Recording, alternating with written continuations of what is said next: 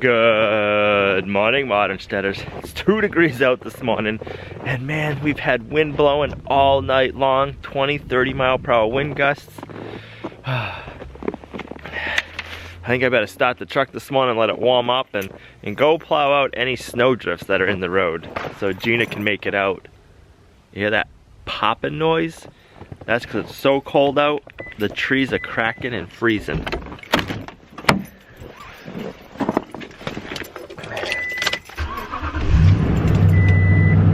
I have a feeling there's going to be a couple of good snowdrifts out in the road.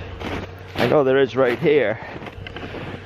Gina's car doesn't have good ground clearance, so we better check that after the truck warms up.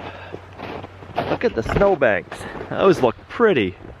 I don't know how good it's showing up on camera, but they're all wind blown and they look like sand dunes. It's not the beach.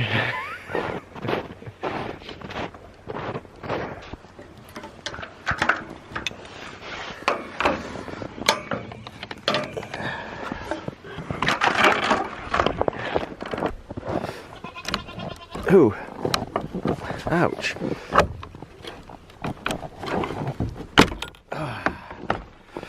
Good morning, girls. Did you sleep good? Did you stay warm? I hope so. Go ahead.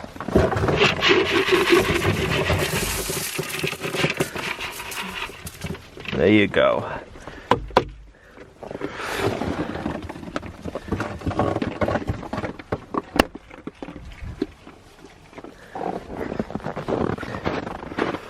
Oh, the barn's covered in snow splatter.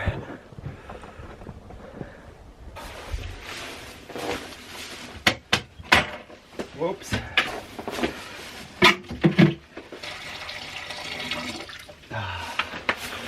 I hope they like that warm water.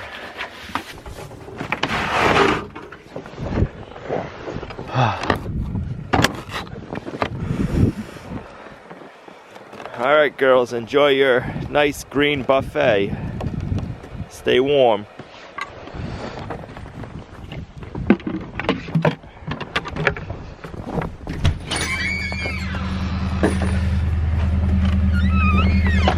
Well, we know the maple syrup won't be flowing today. Too cold for that. Looks like the rest of this week is gonna be cold. They're calling for 8 below 0 tonight. Whoa.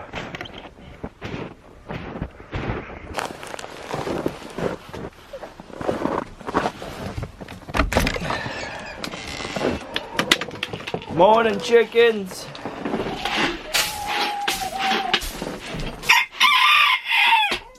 We got any eggs? We got 1 egg. You gonna let me get in there? Go ahead. Let's see. She just laid us an egg. Nice. You know it's bad when you're gotta walk down to get into the chicken coop. The snow out here is higher than the chicken coop door. You know it's cold out when you hear cracking and popping. What's going on when we hear all that noise is the trees are freezing and cracking. I don't know if it's because it was warmer out and the sap's starting to flow a little bit, but you can see all the crack marks. Look at that, holy moly. That's a good crack in that maple tree. If there's another reason for the trees doing it other than it being so cold out, leave it in the comments down below. I'd love to know the science behind it. I know it's crazy to think with all the weather we're having and the snow that it's time for us to start some seeds inside. Today we're gonna get ready to start our tomato plants, our pepper plants, and then we want to try growing some indoor lettuce so we can have some fresh greens for salads and sandwiches and stuff like that. You can make your own seed starting mix. We've tried it before and we haven't had the best luck, so the one that we use is Green Mountain Compost to make a seed starter mix. They're a local company to us, but we've had really good luck with their products.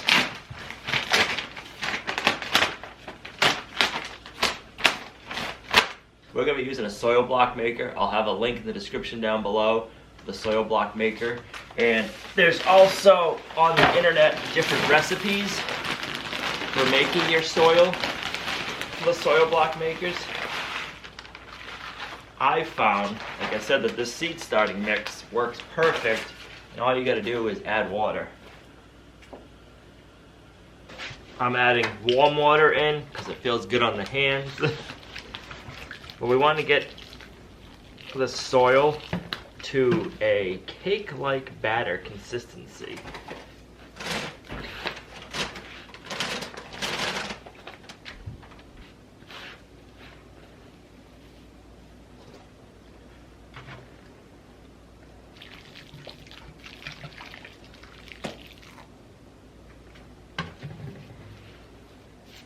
We're close. You want the soil to stick together when you squeeze it. We're so close. We need a little bit more water.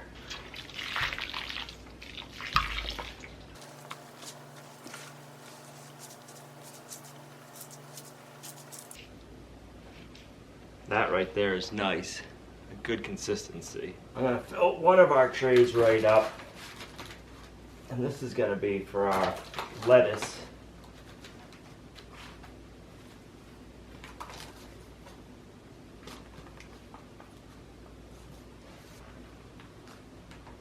Set this one aside. One of the nice features about a soil block maker is you don't have to use plastic containers for each individual plant or 6-pack, and then you can transfer them into bigger and larger soil blocks, and they establish a lot better in your garden because you're not disturbing the roots when you take them out of a pot. You have a lot better of a success rate of the transplants taking.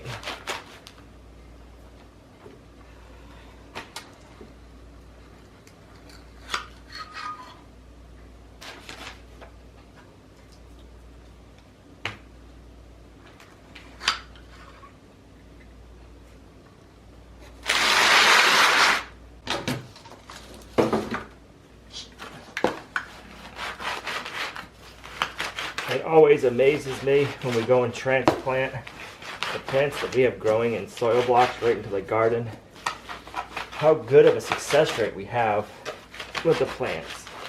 I'd say 95% of the plants take, where if we buy ones that are started in 6-packs, I'm gonna say we probably only have like an 80% success rate if we're lucky.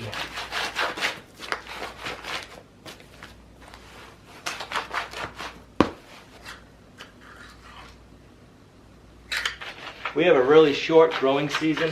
We normally don't start our gardens until the weekend before Memorial Day. So I like to get our tomato plants and pepper plants a really early start. Otherwise, I find if we don't get very many tomatoes. Last year, we started our tomatoes in the basement in January, and we had a really good year with the tomatoes. But it was kind of a long time to keep the tomatoes growing in the basement. So we figured we'd back it off a little bit this year and see if how starting them the end of February, beginning of March, how they do for us.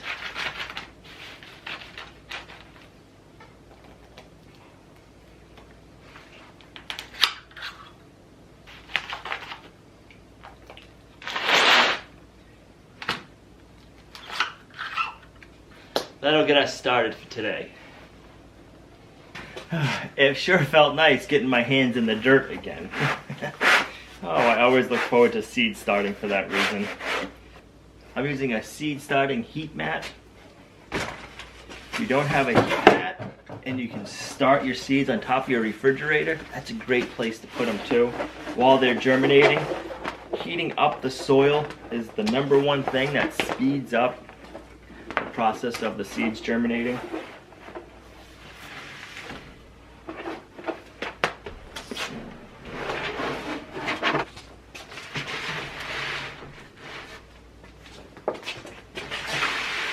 Nice. I'll wait till Gina gets back and we'll stop the seeds with her. With this cold weather snap, we're starting to use quite a bit of firewood again.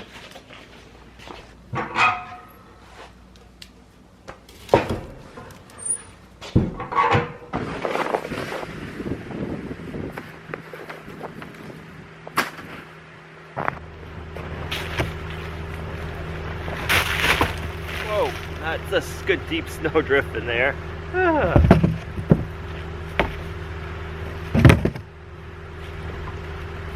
Don't think we're gonna run out of wood this season. This whole pod back here is full of wood, but we're gonna use up quite a bit.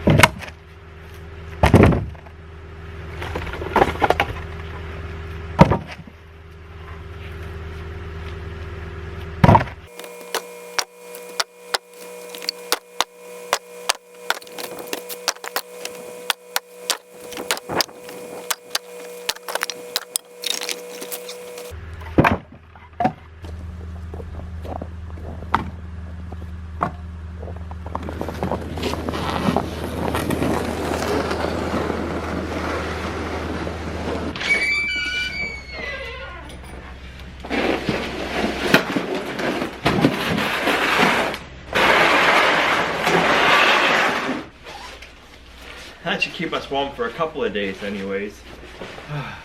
Tonight we're gonna make a pork roast with roasted veggies. If you guys have been watching the channel for a while, you know how much I love cooking and eating good food. So our friend Jill over at the Prairie Homestead just came out with a heritage cooking crash course series. Think Little House on the Prairie cooking with a modern twist. She's gonna be offering the series for free in March 11th, I believe it starts.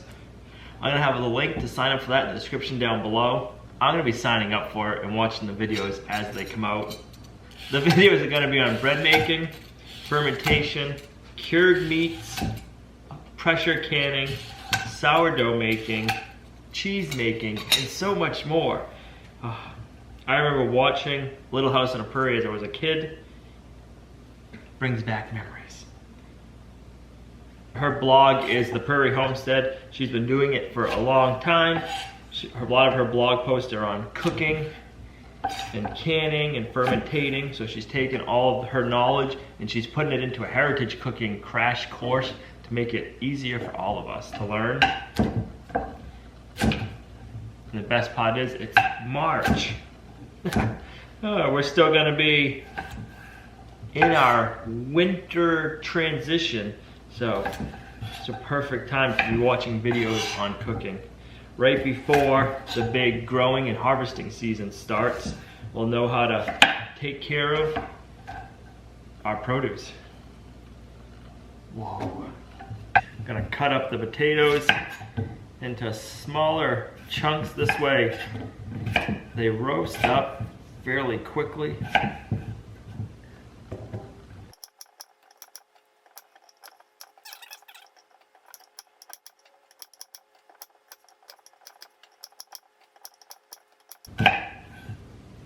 One of my favorite vegetables to roast up is beets. If you've never tried a roasted beet before, you should.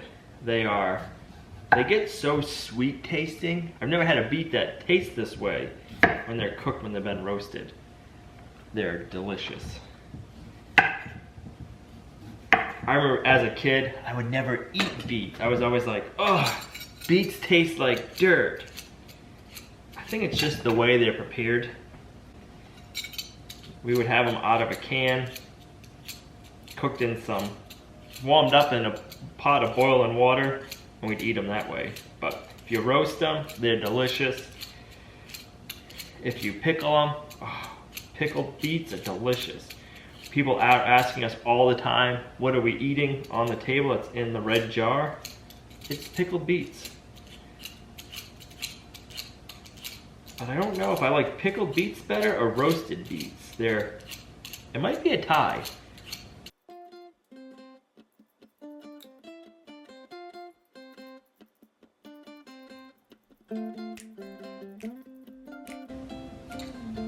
Olivia loves the beets being roasted too. I never thought a beet could be so sweet until I've had one roasted. It was quite surprising.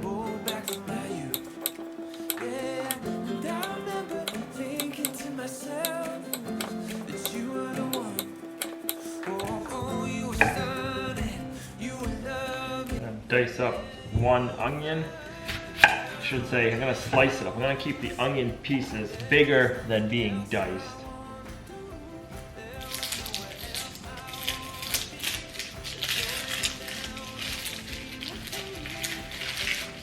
In half.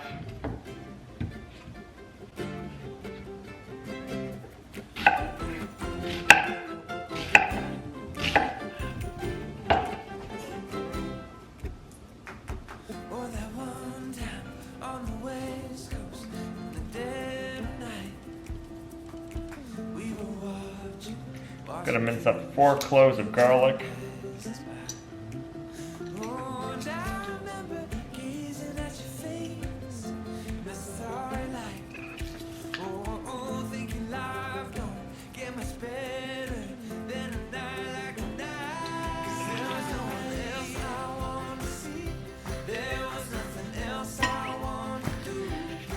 Add some Himalayan salt.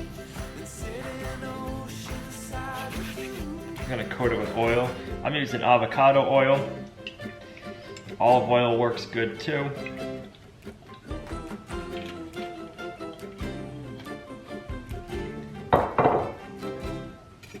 Just kind of want to get that garlic down in a little bit. If you have a lid for your bowl, it works nice. Just give it a good shake. Kind of get everything tossed with the salt and garlic and oil. Then we're gonna put it on a cookie sheet after. I'm gonna roast it in the oven.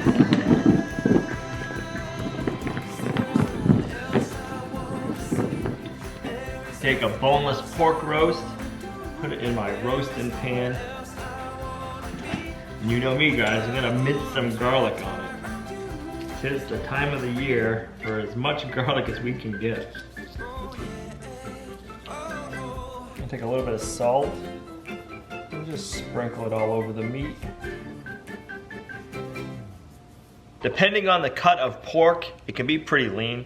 This is a loin roast, so it's a leaner cut of meat. So I'm gonna add in some chicken stock just to help keep the meat moist when it's cooking. And cover it. Get the roast in the oven.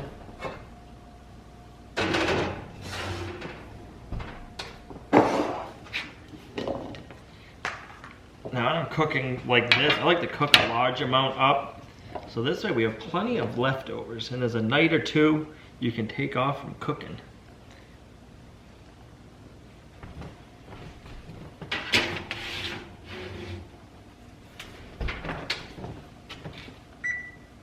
It looks pretty nice and warm out right now. It's still only 9 degrees outside today.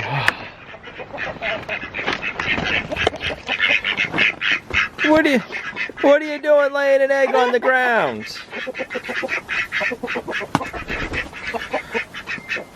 Oh wow, look at all those eggs. Nice.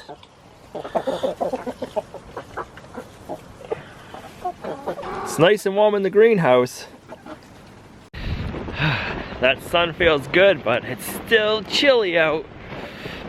Check on the goats and see if they need some more hay, and to collect the eggs from New York City so they don't freeze on us.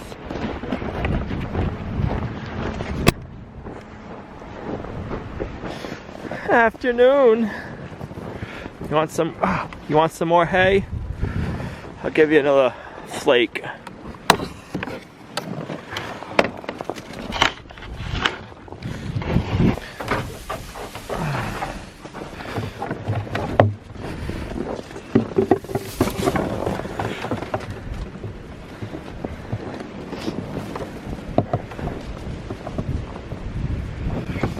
Is that good, Willow?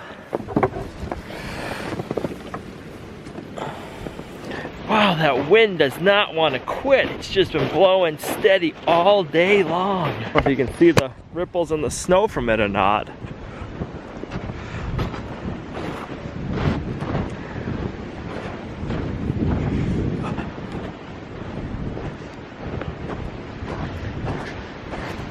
blowing so bad you can't even see our snow tracks from yesterday.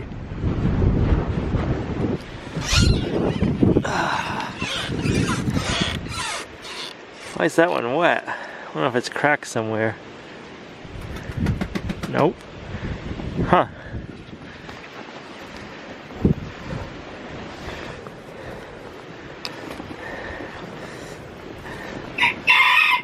This one cracked. That's how cold it is.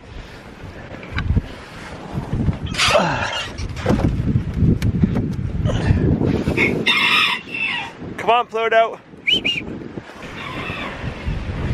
Most of the tracks from this morning are all covered up from the wind already.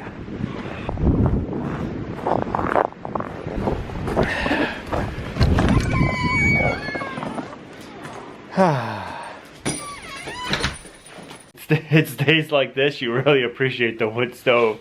Oh, I can't even see. That wood stove feels good. We haven't even opened our seeds yet since we got them.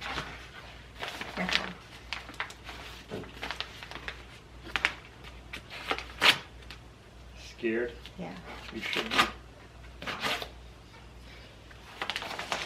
Alright, let's see what we got. So we got peppers. Peppers. Thank you. What do you start the peppers and tomatoes? Yeah, peppers and tomatoes. Yeah.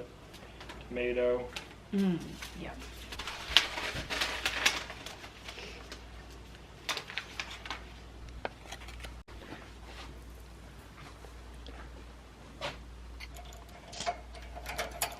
I can't see. Oh, can you see with your grow light on? Yeah, I couldn't see nothing. Lucid Gems. Those look good. And the first ones were Cherokee Purple. Having fun playing in the dirt. Didn't touch my dirt. You didn't touch the dirt? Oh, I had fun getting my hands dirty.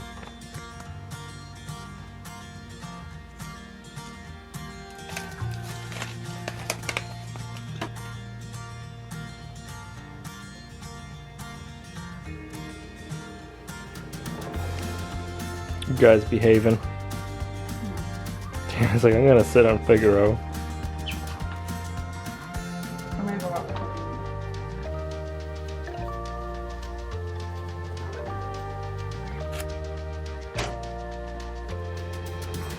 The label goes upstairs.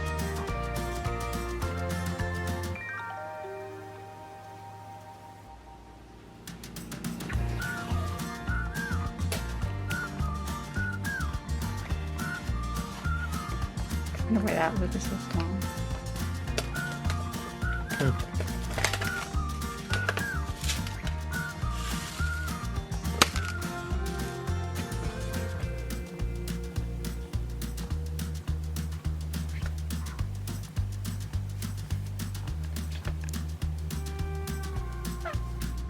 One of our viewers, James, sent up a bunch of lettuce seeds that he saved. So we're gonna try growing those. Plant some now and we'll save some for the garden.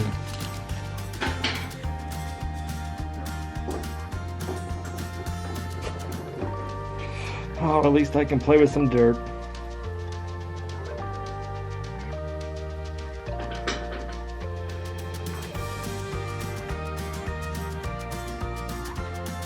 Did you show him your screen for your cat? Nope. What are you doing?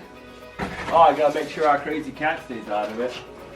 I don't want Figaro climbing up and knocking over all of our Figaro would never do that. No, never.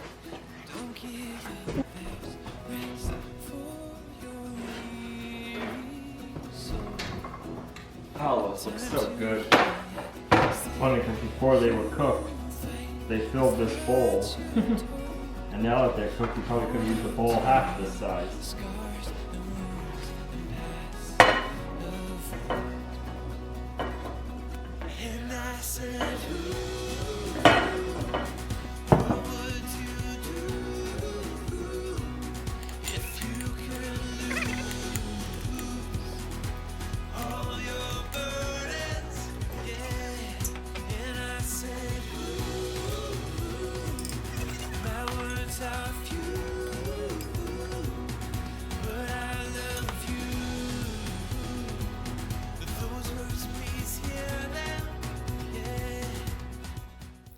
I wish I knew exactly what made the trees freeze and then crack, or crack and then freeze. I guess it would be freezing and then cracking, because not all the trees do it. I don't know if they're bringing up sap or why it does it, when it does it. It'd be kind of interesting if one of you knows to leave it in the comments down below. But it happens every winter. Every once in a while you'll be outside and you'll hear cracking and popping. It's like, I wonder what that was. But we are both excited to get the seeds starting in the basement. We're going to have tomatoes, peppers, and hopefully some lettuce growing soon. And if we can harvest some of that lettuce to eat and put on our sandwiches, we will be excited about that.